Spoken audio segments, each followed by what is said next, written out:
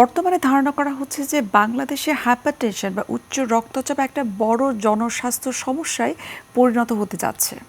বিভিন্ন পরিসংখ্যান কিন্তু বলছে যে বাংলাদেশে প্রতি ৪ জনের মধ্যে একজন হাইপারটেনশন বা উচ্চ রক্তচাপে ভুগছে।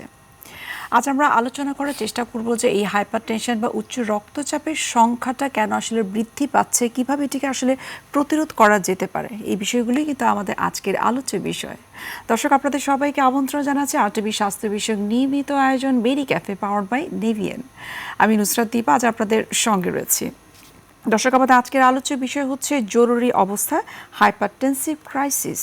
আর এই গুরুত্বপূর্ণ বিষয়টি নিয়ে আলোচনা করার জন্য আজ আমাদের সঙ্গে স্টুডিওতে উপস্থিত রয়েছেন অধ্যাপক ডক্টর মীর জামাল উদ্দিন, অধ্যাপক হৃদরোগ বিভাগ এবং প্রাক্তন পরিচালক, জাতীয় হৃদরোগ ইনস্টিটিউট এবং হসপিটাল, এবং বর্তমানে তিনি কর্মরত রয়েছেন বাংলাদেশ স্পেশালাইজড হসপিটাল, শ্যামলী, ঢাকা।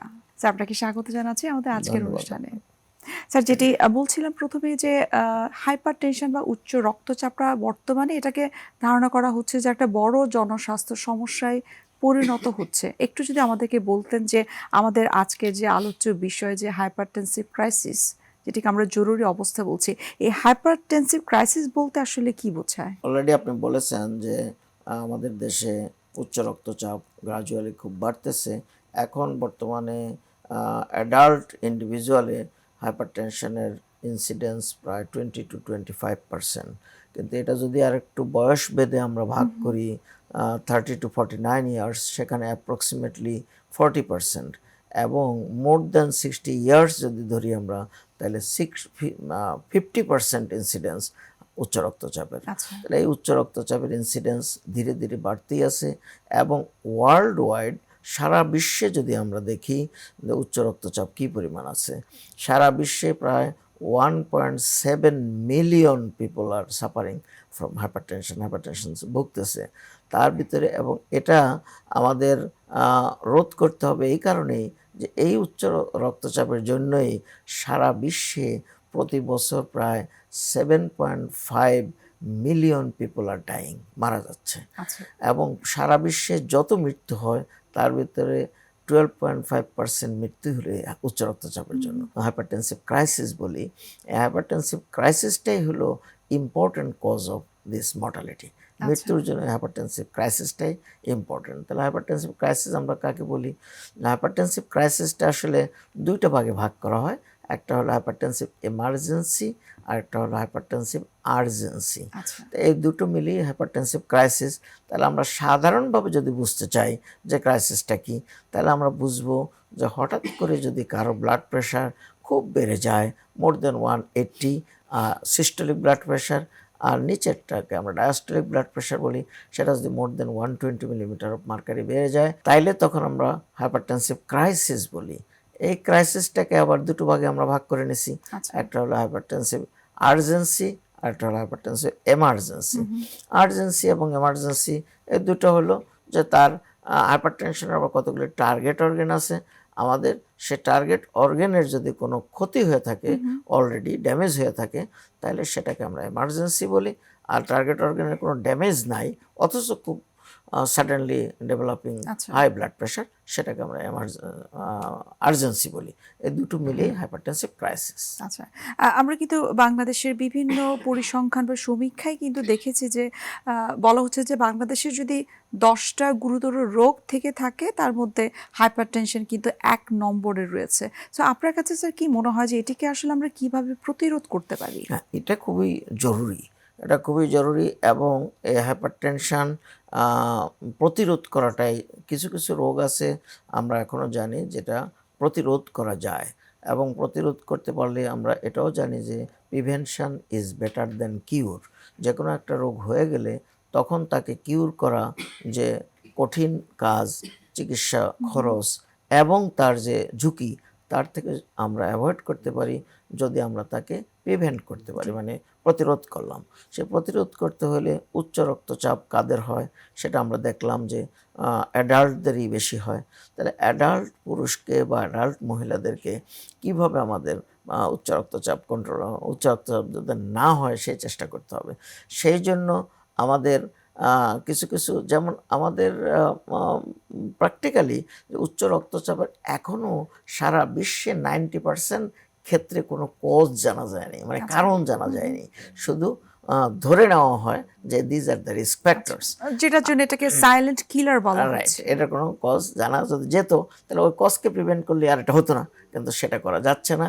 এটাকে আমরা এসেনশিয়াল হাইপারটেনশন বলি, যা 90% ক্ষেত্রে কোনো কজ বা কারণ জানা যায়নি।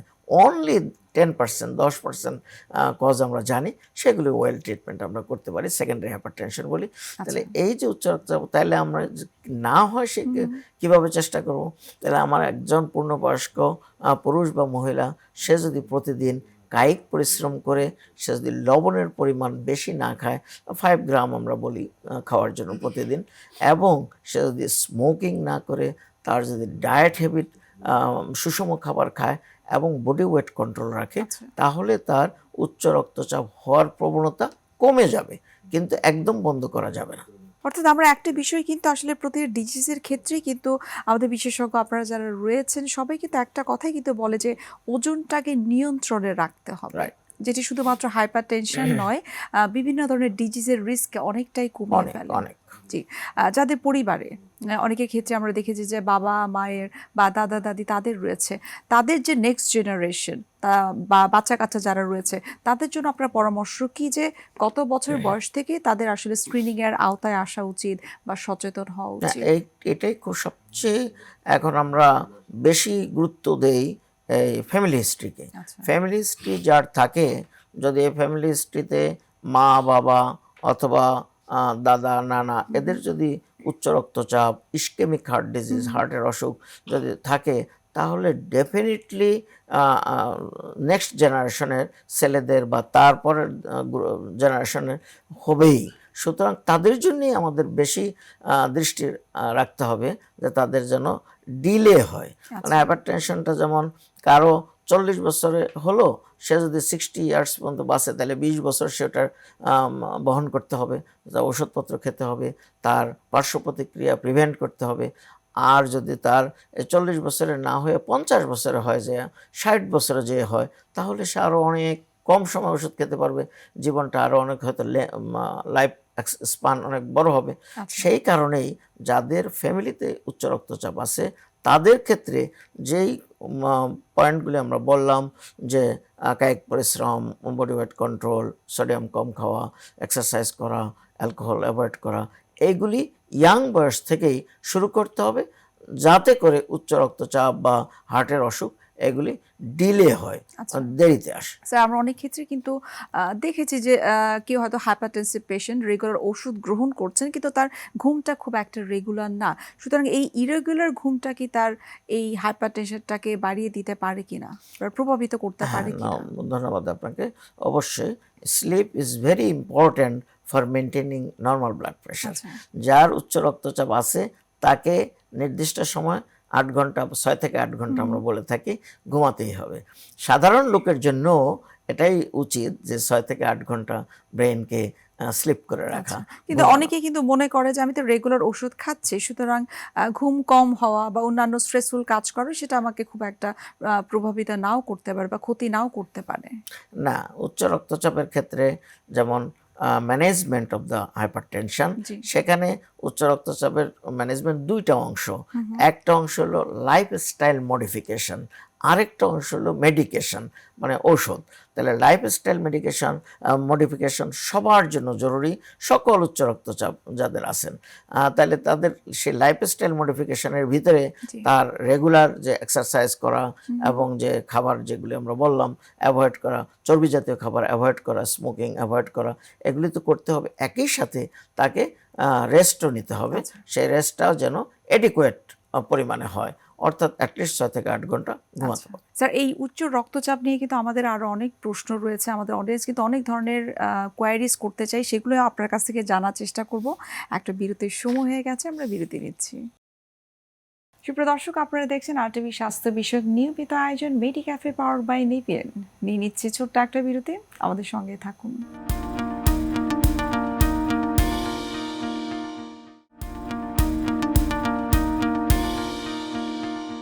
ফিরে আসলাম বিরতি থেকে। আপনাদেরকে অসংখ্য ধন্যবাদ আমাদের সঙ্গে থাকার জন্য এবং আবারও আমন্ত্রণ জানাচ্ছি আরটিভি স্বাস্থ্য বিষয়ক নিয়মিত আয়োজন মেডিক্যাফে পাওয়ার্ড বাই নেভিয়েন।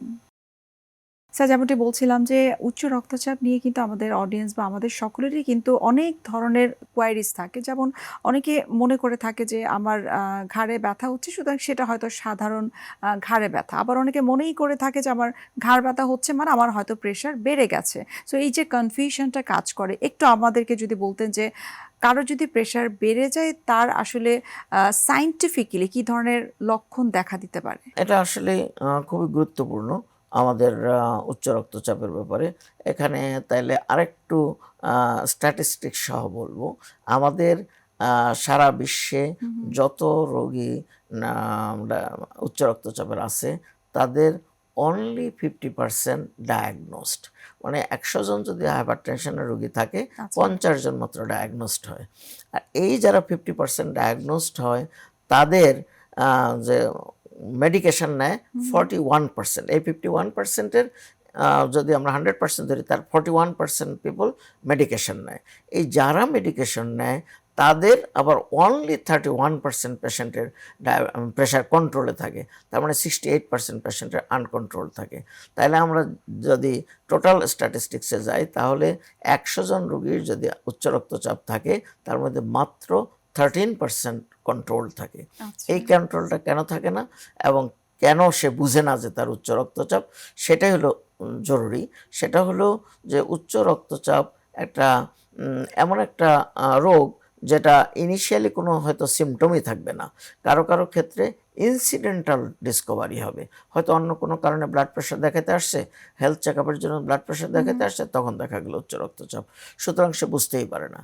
আবার কিছু কিছু ক্ষেত্রে সিমটম হয়, সেই সিমটমগুলি আমাদের জানতে হবে। যদিও এই সিমটমগুলি অনেক রোগী হতে পারে, তার মধ্যেও উচ্চ রক্তচাপের জন্য হওয়ার চান্স থাকে। সেটা যেটা আপনি বললেন, ঘাড়ে ব্যথা, মাথা ব্যথা, চোখে একটু ঝাপসা দেখা, বুকটা ধড়ফড় করা, অস্থির লাগা, ঘেমে যাওয়া, এসব যদি হয় তাহলে তখন তাকে অ্যাটলিস্ট একজন রেজিস্টার্ড ফিজিশিয়ানের পরামর্শ নিতে হবে এবং তার এই ব্লাড প্রেশারটা চেক করতে হবে যে তার উচ্চ রক্তচাপ আছে কিনা। যদি সেই বিগিনিংয়ে বা প্রথম থেকে এটা আইডেন্টিফাই করতে পারে এবং কন্ট্রোল করতে পারে ব্লাড প্রেশারটা, উচ্চ রক্তচাপ, তাহলে তার কমপ্লিকেশন বা পার্শ্ব প্রতিক্রিয়া বা খুব কম হবে।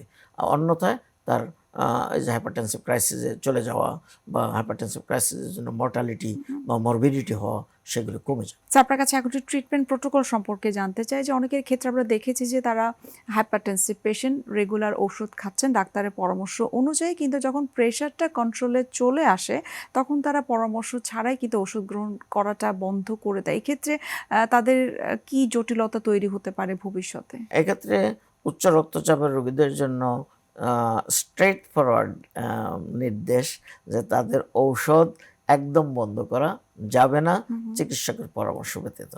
যেমন তার উচ্চ রক্তচাপ রোগীরা এসে আমাদের কাছে প্রায়ই বলে, স্যার আমার প্রেশার তো আগে 160/100 ছিল, এখন আপনি ওষুধ দিয়েছেন, আমার প্রেশার এখন 130/80 আছে, সুতরাং আমি কি ওষুধ বন্ধ করে দিতে পারি কিনা। এটা যদি জিজ্ঞাসা করে তাহলে তো আমি অ্যান্সার দিতে পারবো, আর জিজ্ঞাসা না করে যদি বন্ধ করে দেয় তাহলে সে তার কমপ্লিকেশনে চলে যাবে, সে পার্শ্ব প্রতিক্রিয়ায় চলে যাবে। তাহলে এই ক্ষেত্রে উপদেশ হলো যে কখনোই তার ব্লাড প্রেশার ওষুধ ইউজুয়ালি বন্ধ করা যায় না, এক্সেপ্ট ভেরি ইম্পর্টেন্ট কেসেস।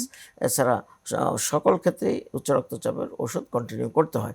যদি সে এই ওষুধগুলি না খেত তাহলে কিন্তু ওই 120/80 হতো না, এবং যখনই সে ছেড়ে দেবে তখন আবার ব্লাড প্রেশার শুট করবে, এবং শুট করলেই তখন আবার হাইপারটেনসিভ ক্রাইসিস হবে, এমার্জেন্সি হবে, স্ট্রোক হবে, ব্রেনের অ্যাটাক হয় যেটাকে আমরা বলি স্ট্রোক, ইসকেমিক হার্ট ডিজিজ, হার্টের অ্যাটাক হতে পারে, চোখের ঝাপসা দেখবে, চোখ ব্লাইন্ড হবে, কিডনি ড্যামেজ হবে, এইসব কমপ্লিকেশনগুলি হবে। সুতরাং তাকে ঔষধ কখনোই রেজিস্টার্ড ফিজিশিয়ানের পরামর্শ ব্যতীত বন্ধ করা উচিত নয়। স্যার, ওভারঅল যদি আপনার কাছে একটু জানতে চাই যে এই যে হাইপার টেনশনের রোগীদের সংখ্যাটা বৃদ্ধি পাচ্ছে, আপনি বলছিলেন যে overweight, obesity, unhealthy food habit যাদের থাকে এবং ফ্যামিলি হিস্ট্রি যাদের থাকে, তাদের ক্ষেত্রে দেখা যায় যে হাইপার টেনশন হওয়ার সম্ভাবনাটা অনেক বেশি থাকে। কিন্তু হাইপার টেনশন থেকে কিন্তু অনেক সময় আমরা দেখেছি যে কিডনির সমস্যাটা হচ্ছে অনেকের ক্ষেত্রে। এক্ষেত্রে তাদের জন্য আপনার পরামর্শ কি? আমি অলরেডি বলেছি, আবারও বলি যে উচ্চ রক্তচাপ এর কিছু টার্গেট অর্গান আছে, মানে আচ্ছা। কোন কোন অর্গানের উপরে সে এফেক্ট করে। অলমোস্ট ডায়াবেটিসের মতো হেড টু ফুট সারা শরীরেই তা এফেক্ট করে। তার মধ্যে ইম্পর্ট্যান্ট হলো 4টা অর্গান, যেমন ব্রেইন, আই, হার্ট, কিডনি। আচ্ছা। কিডনি এই 4টা অর্গানের উপরে বেশি এফেক্ট করে। তো ব্রেনের উপরে কী ধরনের এফেক্ট করে? ব্রেনের উপরে হেমোরেজিক স্ট্রোক অথবা ইসকেমিক স্ট্রোক, যে কোনো ধরনের স্ট্রোক বলি আমরা, সেটা করতে পারে। ব্রেনের স্ট্রোকও approximately 47% of the all strokes are due to hypertension.